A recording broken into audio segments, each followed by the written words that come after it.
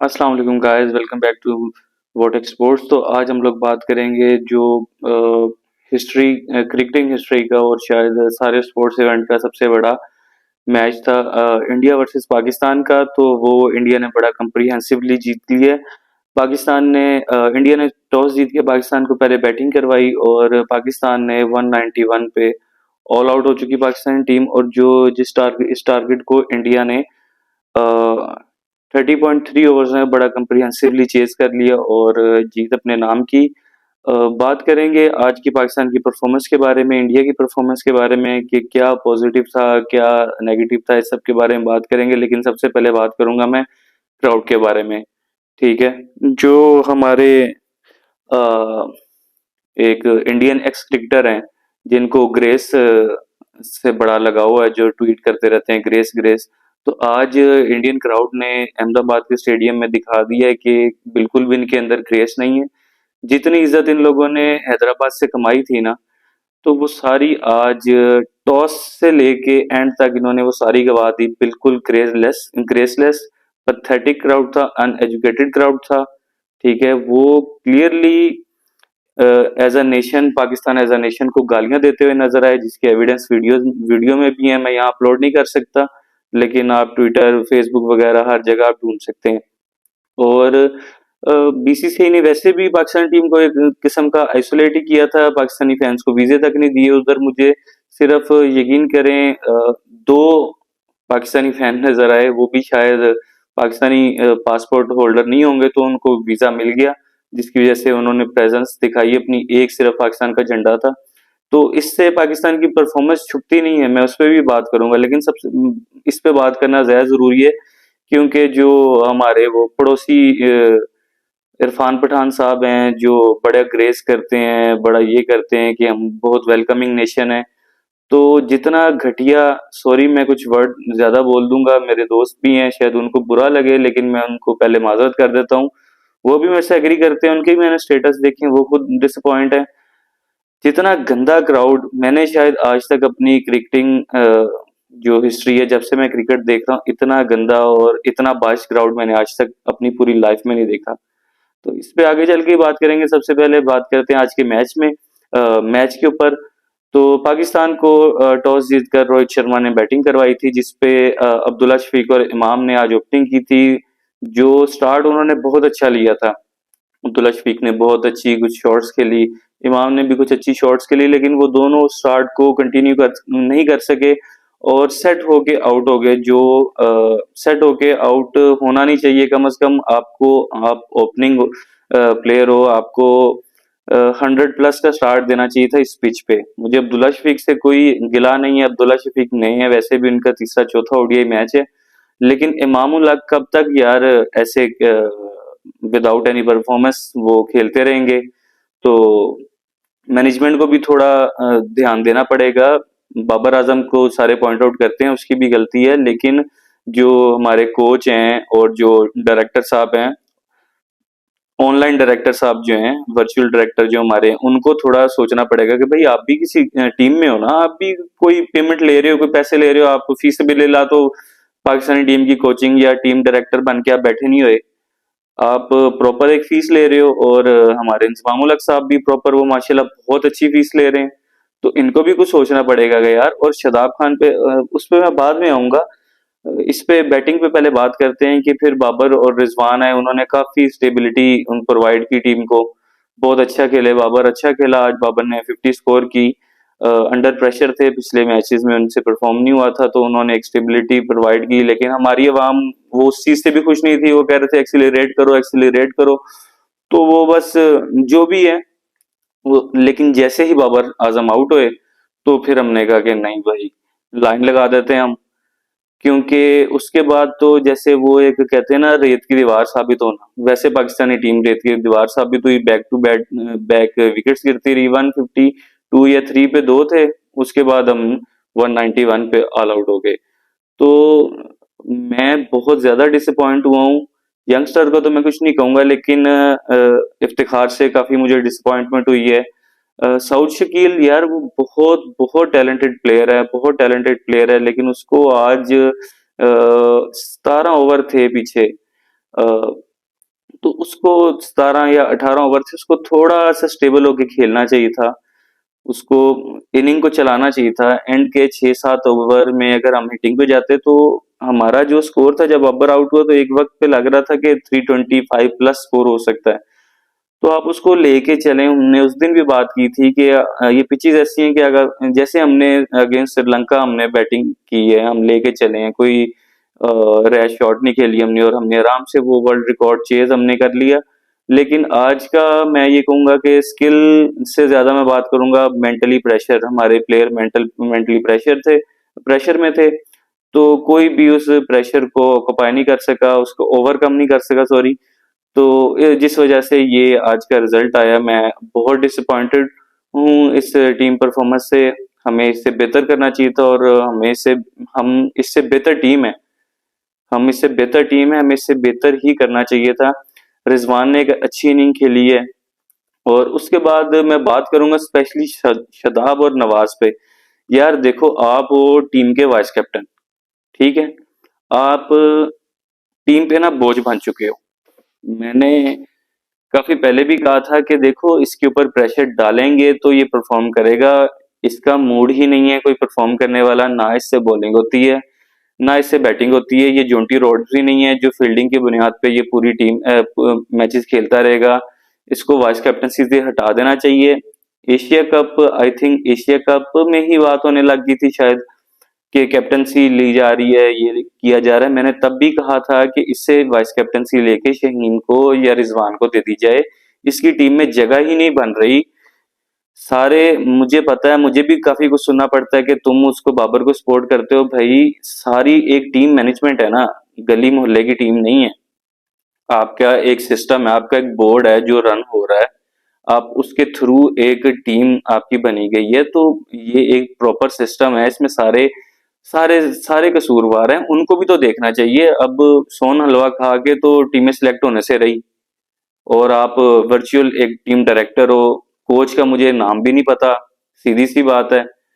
तो कब तक ऐसा चलता रहेगा? शदाब अपनी क्रिकेट को लेकर सीरियस नहीं है। मैं इसका सबसे ज्यादा कसूर ठहराऊंगा इस्लामाबाद यूनाइटेड को, जिन्होंने इसके दिमाग में डाला कि पता नहीं, शायद तू भाई स्मिथ है ऑस्ट्रेलियन, जो तू ऑलराउंडर बन सकता है। नीचे आप इस्लामाबाद यूनाइटेड की आप अगर पास में मैचेस देखेंगे ना, पूरी बैटिंग लाइनअप पड़ी है, लेकिन शदाब साहब खुद आते थे चौड़े होके कि मैं जाता हूँ, मैं बैटिंग करता हूँ। भाई, तू हमें एज अ बैट्समैन नहीं चाहिए। तुझे पता नहीं किस दिन ये समझ आएगा कि तू हमें एज अ बैट्समैन नहीं चाहिए। एज अ बॉलर, चलो तुम बैटिंग प्रैक्टिस भी करते हो, तुमसे वो भी नहीं हो रही। तुम 6-7 मर मर के बॉल खेलते हो और वो भी तो तुम क्या नाम है, अब लग रहे होते हो कि बस गया गया गया, ऐसी तुम बैटिंग कर रहे हो। नवाज की समझ नहीं आ रही मुझे यार, इतना तो इसमें पोटेंशियल है, इतना तो टैलेंटेड इंसान है। तो लोग सही बातें उठा रहे हैं ना, फिर तुम लोगों के खिलाफ तो फिर बोलेंगे लोग। फिर सुनो, तुम लोग अगर खुद के साथ सिंसियर नहीं हो तो कोई क्यों तुम लोग के साथ सिंसियर हो भाई? तुम 25 करोड़ 26 करोड़ अवाम को रिप्रेजेंट कर रहे हो, तो तुम अगर ऐसी परफॉर्मेंस दोगे तो फिर ऐसे नहीं चलेगा। इन सबको एक थिंक टैंक को सोचना पड़ेगा। और मैं एक रिक्वेस्ट करता हूँ भाई, ये मेरे हाथ जुड़े हैं, ये हमारी क्रिकेट को पॉलिटिक्स से दूर रखें। जका अशरफ साहब को कोई जानने की जरूरत नहीं थी, कोई उनके गवर्नमेंट ऑफिशियल से मीटिंग करने की जरूरत नहीं थी, मैच से पहले खिलाड़ियों के साथ उनको मीटिंग करने की कोई जरूरत नहीं थी। ठीक है, तुमने कभी बैट मिडल भी नहीं की होगी बॉल, और तुम उनको लेक्चर दे रहे हो कि वो कैसे खेलें। तो ये भी एक सोचने वाली बात है। इन सबको इन चीजों से दूर रहना पड़ेगा भाई। मैं जब कहता था ना रमीज राजा बेहतर है, तो लोग मुझे मजाक उड़ाते थे। यकीन करें, आज वही लोग कह रहे हैं कि रमीज राजा बेहतर था। भाई, वो कम से कम स्टैंड तो लेता था, वो टीम को लड़वाता तो था। ऐसे जिसको चलना नहीं आता, जिसके कंधे ही नहीं उठते, इतना इनएक्टिव किस्म का इंसान आप हमारे ऊपर मुसल्लत किया गया क्रिकेट बोर्ड पे। तो बातें होंगी, लेकिन बातें होनी चाहिए, सिर्फ एक इंडिविजुअल पे नहीं होनी चाहिए। मैं हमेशा से कहता था, मैं अभी भी ये कहूंगा, एक इंडिविजुअल पे बात नहीं होनी चाहिए, ये पूरा सिस्टम है, इस पे बात होनी चाहिए। जो अक्लमंद इंसान होगा वो शायद मेरे साथ एग्री करे। जिनका दिमाग ही वो सिर्फ एजेंडा चलाना है, वो एजेंडा चलाएंगे, उनसे मेरा कोई इख्तलाफात नहीं है। मेरे कोई वो, उनकी रोजी रोटी भी ऐसी और उनकी शायद नेचर भी ऐसी होगी। तो मैच पे आते हैं जिसमें अब्दुल्ला शफीक ने 20 किए, इमाम ने 36 किए, बाबर ने 50 किए, 49 रिजवान करके आउट हुए। उसके बाद हमारी कोई बैटिंग लाइनअप चल नहीं सकी। और इंडिया पे आते हैं, अगर मैं क्रेडिट दूं तो इंडिया के जसप्रीत बुमराह, जिन्होंने 7 ओवर में, इस पिच में 7 ओवर में 19 स्कोर देके 2 आउट किए। ठीक है, शुरू में ये दोनों जब अच्छा खेल रहे थे और मोहम्मद सिराज को मार पड़ रही थी, 3 कंसेक्यूटिव फोर्स भी लगे उसको एक ओवर में, उसको चौके लगे, उसको शुरू में मार पड़ी। लेकिन जसप्रीत बुमराह ने भाई बैट्समैन पे प्रेशर डाला और पहली विकेट फिर सिराज ने आके अब्दुल्ला शफीक की ले ली। तो टीम अप हुआ ना, ये पार्टनरशिप हुई ना, कि उसने एक तरफ से प्रेशर डालता गया, उसको पहले चाहे विकेट नहीं मिली लेकिन सिराज को उधर से विकेट मिल गई, क्योंकि उसने बैट्समैन पे एक एंड से इतना प्रेशर डाल दिया था कि वो कह रहे थे कि अगर हम इसको हिट नहीं कर सकते तो हम सिराज को टारगेट करेंगे। उसी चक्कर में अब्दुल्ला शफीक की विकेट चली गई और हार्दिक पांड्या का भी वो तंत्र मंतर उसके लिए काम आ गया। कुलदीप यादव ने बहुत अच्छी बॉलिंग की, जडेजा ने बहुत अच्छी बॉलिंग की।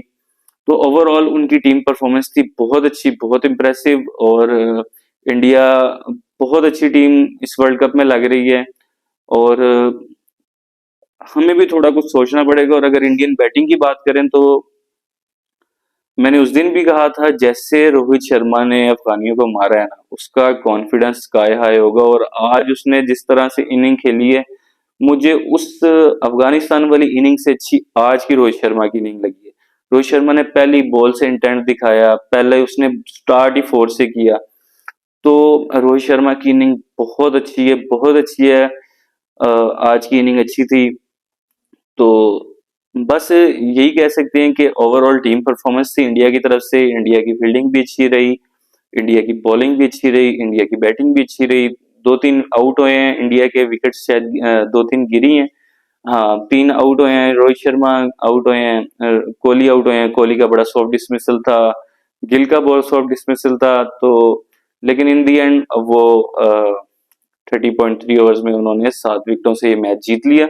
और इंडिया अब अपने गया है, इस ग्रुप जो टेबल है उसमें टॉप पे पहुंच चुका है। और पाकिस्तान को थोड़ा सोचना पड़ेगा। इमाम को कहें कि भाई अल्लाह हाफिज। मैं जज्बाती नहीं हो रहा, मैं ये आज नहीं कह रहा हारने के बाद, मैं ये कब से कह रहा हूँ, इससे कब से कह रहा हूँ कि इमाम को बाहर बिठाना पड़ेगा। तब मुझे कह रहे थे लोग, नहीं इमाम को नहीं बिठा सकते हम, इमाम अब्दुल्ला, इमाम जो आज बात कर रहे हैं ना, जो आज ये लोग ये चीजें बातें कर रहे हैं, ये पहले इमाम के फेवर में ही थे। ठीक है, और कुछ लोग अब स्टेटस वगैरह लगाएंगे, वो कल की वीडियो भी देख लेंगे। तो मेरे साथ जो मेरे दोस्त हैं उन्होंने भी कहा हम शदाब को ड्रॉप नहीं कर सकते। भाई शदाब को ड्रॉप क्यों नहीं कर सकते? शदाब को ड्रॉप करना पड़ेगा हमें। हमारे पास उसामा मीर बैठा है, अगर हम चलो उसामा मीर पे चांस नहीं लेते, हम इब्रार को खिला सकते हैं, हम फखर को खिला सकते हैं। आपने फखर को नहीं खिलाना, आउट ऑफ द बॉक्स सोचें, सलमान अली आगा से ओपन करवा दें, मोहम्मद आरिफ से ओपन करवा दें, कुछ भी करें। लेकिन जो नेक्स्ट मैच है ऑस्ट्रेलिया का, हमें बहुत सोचना पड़ेगा। ऑस्ट्रेलिया बुरी तरह से गिरा हुआ है, वो सेकंड लास्ट पे इस वक्त पोजीशन पे है। लेकिन वो अगेंस्ट 20th अक्टूबर को हमारा उनसे मैच है, तो उन्होंने तो पूरी तरह आना है भाई, सीधी सी बात है। उन्होंने आज की हमारी परफॉर्मेंस देख के कहना है कि ठीक है इन पे चढ़ के खेलेंगे, तो इन्होंने खत्म हो जाना है। इस चीज को हमें माइंडसेट को थोड़ा चेंज करना पड़ेगा। अगर कुछ ऐसे डिसीजन, हार्श डिसीजन ले सकते हैं तो लेने चाहिए यार। ये हमें मिकी आर्थर साहब को भी सोचना पड़ेगा, हमारे कोच साहब को भी सोचना पड़ेगा, बाबर आजम को भी सोचना पड़ेगा और चीफ सिलेक्टर साहब को भी सोचना पड़ेगा कि हमें हार्श डिसीजन लेने पड़ेंगे। और शायद वो बेहतरी हो सकती है, जैसे 9 के वर्ल्ड कप में हमने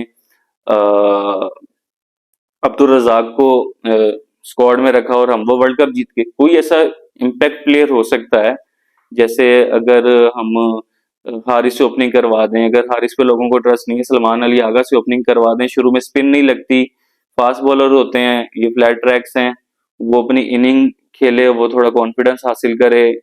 सलमान और अब्दुल्ला ओपनिंग कर सकते हैं, अच्छी ओपनिंग कर सकते हैं। तो मेरा ख्याल है थोड़ा सा आउट ऑफ द बॉक्स सोचना पड़ेगा, शदाब को बिठाना पड़ेगा, शदाब को बिठाना पड़ेगा, शदाब को बिठाना पड़ेगा। वो टीम पे बोझ है, प्रॉपर बोझ है वो टीम पे। जब उसको कैप्टन बनाया गया था अगेंस्ट अफगानिस्तान, तो लोग बहुत खुश हुए थे कि यही कैप्टन होना चाहिए, यही कैप्टन होना चाहिए। तो मुझे तो पता था ना, तो तब भी मैं उनसे बहस कर रहा था, लेकिन मैं तब गलत था। अब आज वही लोग उसको कह रहे हैं कि ये टीम में क्यों है, दोस्ती यारी है। ठीक है, सब दोस्ती यारी है। तो जैसे वो कहते हैं ठीक है, वर्ल्ड कप के बाद टीम अकाउंटेबल होगी, दोस्ती यारियों को निकालें, अगर आपको ये लगता है। तो इससे ज्यादा मैं क्या कह सकता हूँ। आज के लिए फिर इतना ही करते हैं। मिलते हैं कल की वीडियो में। तब तक के लिए अल्लाह हाफिज।